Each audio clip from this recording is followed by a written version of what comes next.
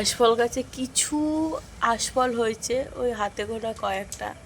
তাও তো আশফল চোর রয়েছে এইখানে, সব আশফলও একাই খেয়ে নিচ্ছে, আমাদের একটুও দিচ্ছে না। দেখেন আমার জুতো পরে ঘুরে বেড়াচ্ছে, ওই দেখে যেতেও পারছে না।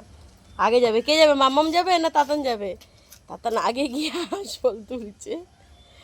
আমাদের ভাগে বোধহয় একটাও জুটবে না। দাও দেখি, যে একটা দুটোই হয়েছে। ওই দেখেন, ওই দেখেন, ওই দেখেন, একটাও সব ওর যাবে, ওর কাছে সব ও খাবে, আমরা কি খাবো? আগটা থাক, একটু বড় হোক, চলেন ঘরে নিয়ে যাই। আর কটা পেরেছে সেগুলো দেখায়, এখন দেখলে এই সব কটা নিয়ে নেবে। ওর বাবা তো একটাও খায়নি, আমিও তবু ফাঁক ফকর দিয়ে একটা দুটো খেয়েছি। এই হয়েছে 10-20টার মতো হয়েছে, ছোট ছোট সাইজ।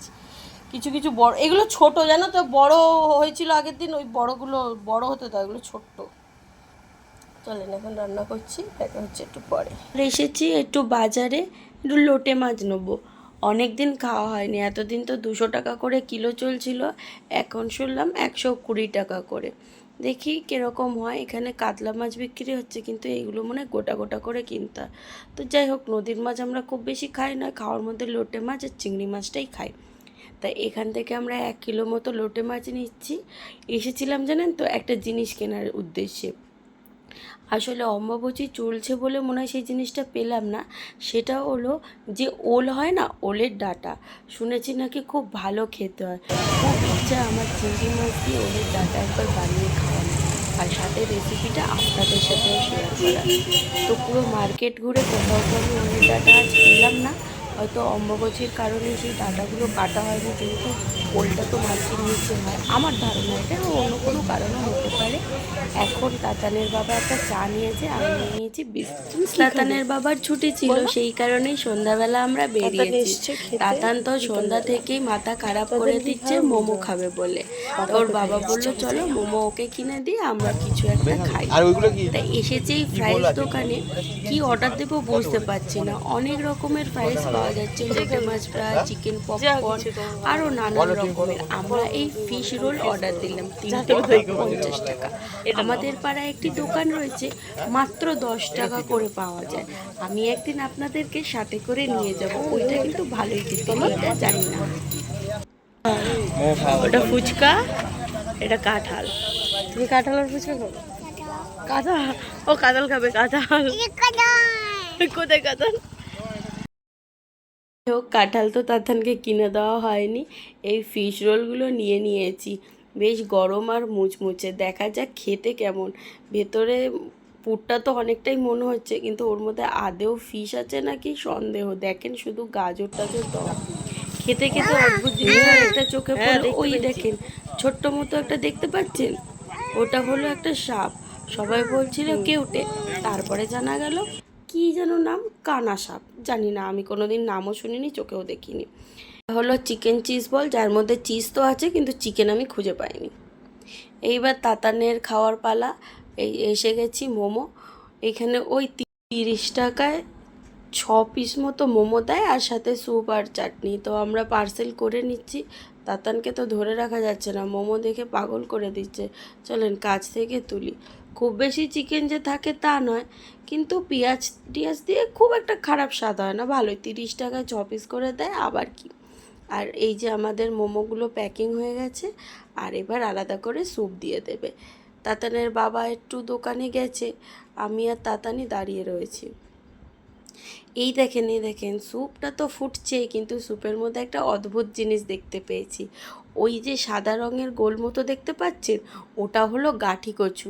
মানে কচু দিলে তো কেমন একটা হরহরে ব্যাপার আসে, গাঢ় গাঢ় ব্যাপার আসে, ওই কারণে ওরা অ্যারারুটের জায়গায় এক একটা করে গাঠি কচু দিয়ে দিয়েছে। কি অদ্ভুত ব্যাপার, বাইরের খাবার খাওয়া মানেই মোমো দিচ্ছে না তোমাকে। এই যে তাতান বাবু তো মোমোটা হাতে করে নিয়ে বাড়ি যাবে, ওর একটা স্বভাব যে যা খাবার নেবো সেটা বাড়ি গিয়েই খাবো, কিন্তু সেটা আমি হাতে করে নিয়ে যাবো। কিন্তু মোমোর ক্ষেত্রে তো সেটা সম্ভব না, মোমোটা ভীষণ গাড়িটা কে চালাবে তাহলে, তুই মোমো নিলে। আর আমরা যাবো বেশ কিছুটা রাস্তা গাড়ি করে, দেখেন অবস্থাটা তার কি। তুই মোমোটা ধরবি? ও মোমো বয়ে বয়ে নিয়ে যাবো, সব খাবার বয়ে বয়ে বাড়িতে নিয়ে যায়। হ্যাঁ দাও দাও দাও এখানে। 8টাও বাজেনি, তার আগে আমাদের ঘোরা কমপ্লিট, আমরা বাড়ি চলে এসছি। কি খাবে আজকে রাত্রে, কি বানাবো তাহলে? সব চিকেন বানাবো। কি দিয়ে খাবে? কি চিকেন বানাবো? আলু দেবো কি দেবো না? কাল কখন ডিউটি তোমার?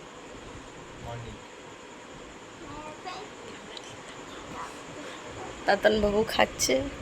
চলো আমি আবার রান্না করতে যাই। তুমি কি যাবে এখন দোকানে? আচ্ছা যাও, তুমি একটু মোমো খাও, একটুকুনি খাও। আমরা কাটি ওই দুটো, একটু আর্ধেক আর্ধেক দুজনে খাই। ও খেতে খেতে খেয়ে নাও, নাহলে আবার নিয়ে আসবো। খাও কেন? তুমি খাও। কিন্তু খেলাম, খাও স্যুপটা খাও একটু। না খাও। এখন আবার ঘুম পাচ্ছে, তুই তো দুপুরে ঘুমোলে। যত ঘুমাবে তত বেশি ঘুম পাবে। জানো তো আজ স্যুপের মধ্যে একটা অদ্ভুত জিনিস দেখছি। বলো কি?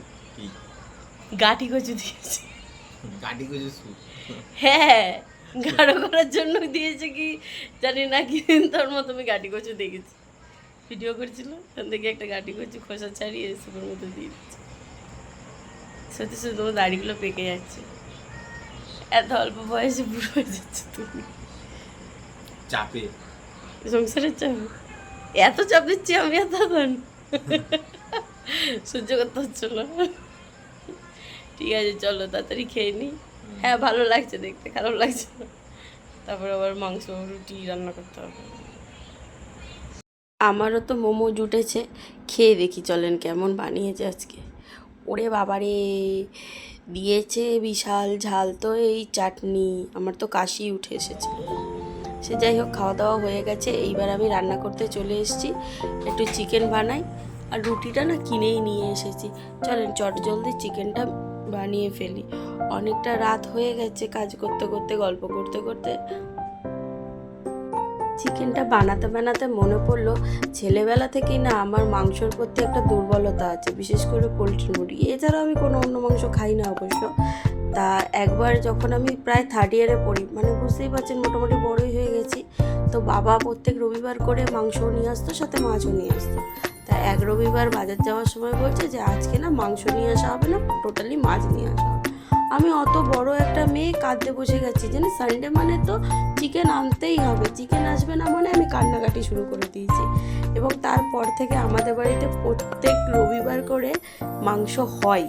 এখন আমি চলে আসার পরও সেই রীতিটা চলে আসছে। বিয়ের পর শ্বশুরবাড়িতে এসে 1-2বার না হওয়ায় আমি আক্ষেপ করে একজনকে কথাটা বলছিলাম। তো তারপর থেকে আমার হাজব্যান্ড শুনে নেওয়ার পর সে যাই হয়ে যাক না কেন সানডেতে আমাকে চিকেন খাওয়াবেই।